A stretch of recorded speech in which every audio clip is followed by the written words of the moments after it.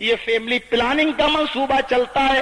سمجھ رہے ہیں آپ؟ فیملی پلاننگ کہتے ہیں کہ بچہ رحم مادر میں ہوتا ہے، بچہ ماں کے پیٹ کے اندر ہوتا ہے، اور ہماری مائیں، ہماری بہنیں اس بات سے ڈرتی ہیں کہ اگر یہ بچہ پیدا ہو گیا تو یہ کھائے گا اور اولاد بڑھے گی، یہ فقر فاقے کی نوبت آ جائے گی، غریبی کی نوبت آ جائے گی. اللہ کہتا ہے کہ جب بھی میں کسی بندے کو جنم دیتا ہوں اس دھرتی کے اوپر تو اس کی روزی کا بھی میں انتظام کر دیتا ہوں. او میری ماں اور بہنوں اور میرے بھائیوں جنہوں نے وتھ پلاننگ کے ساتھ فیملی پلاننگ کا منصوبہ بنایا ہے، تم اللہ کی تخلیق کے اندر تبدیلی کر رہے ہو، اللہ کی تبدیلی کو، اللہ کی تخلیق کو بدل رہے ہو.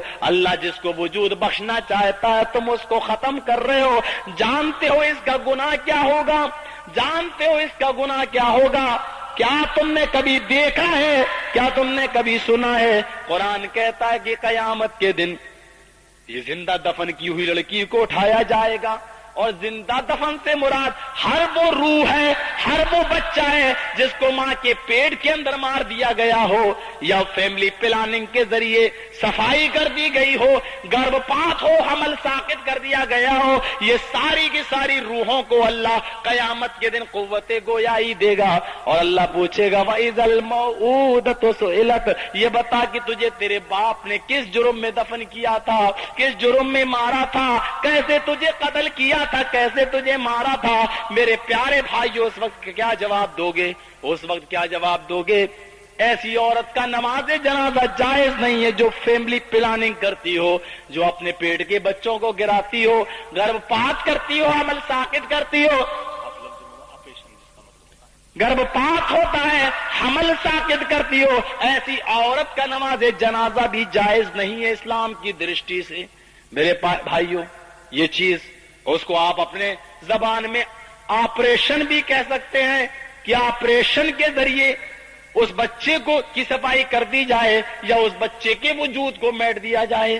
ذرا قرآن دیکھو اور محمد رسول اللہ کا فرمان دیکھو، تزوجوا الودود الولود فانی مکاثر بکم الامم. نبی تو یہ کہہ رہے ہیں کہ ایسی عورت سے شادی کرو جو زیادہ بچے جننے والی ہوں تاکہ قیامت کے دن میں تمہاری تعداد کو دیکھ کر فخر کروں.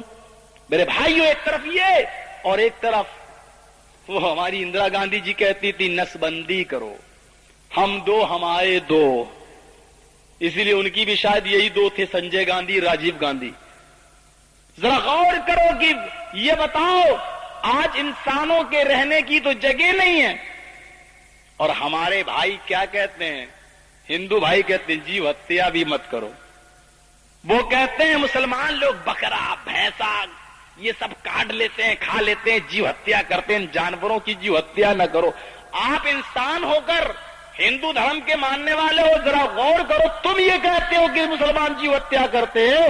آج تمہارے اسپتال مسلمانوں کی نہیں، سارے بچوں کی جیو ہتیا کر رہے ہیں. آج انسانوں کے رکھنے کی تو جگہ نہیں ہمارے بھارت کے پاس. اگر ہم ان کو کاٹے نہیں، ان جانوروں کو ذبح نہ کریں تو ان کو کہاں رکھیں، کس کے آشرم میں باندھیں؟ بھائی انسانوں کے تو رکھنے کی جگہ نہیں. کہتے ہیں ہندوستان کی تعداد بڑھ رہی ہے، ہم دو ہمارے دو سے زیادہ نہیں بچے ہونا